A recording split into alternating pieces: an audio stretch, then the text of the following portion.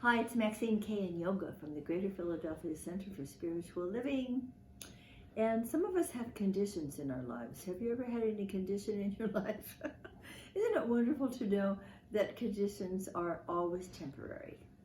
That they don't have any life of their own except for the energy that we may feed them to keep them alive. Otherwise, conditions come and they go, and they come and they go.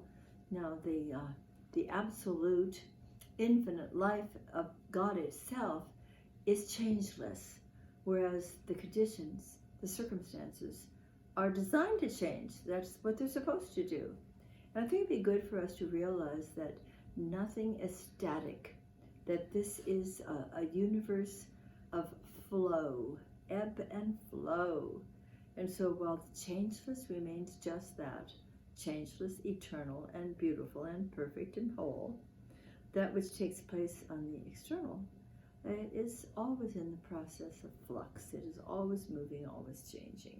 It's a good thing to realize that when we have some challenge come along, because it's important that we realize it really didn't come to stay, it came to pass. And that way we approach things so much more peacefully and so much more wisely. And we don't give a power to something that of itself has no power at all. It came to pass. And sometimes oh, look at this girl, she's fallen asleep. I hope you're not. That as these things come and go, it's important to remember that we have something to say about what may be taking place next in our lives. I'm just past the middle of a class I've been teaching on Zoom on spiritual economics by Eric Butterworth, that wonderful book, and we've got a wonderful class that we're teaching.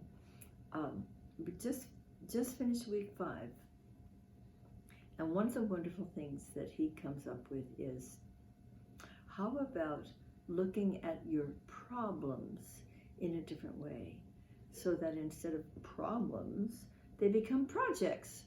Now, doesn't that give us a whole different enthusiastic mindset about looking at a project that we can parse out and determine step by step how to move toward it to a great conclusion?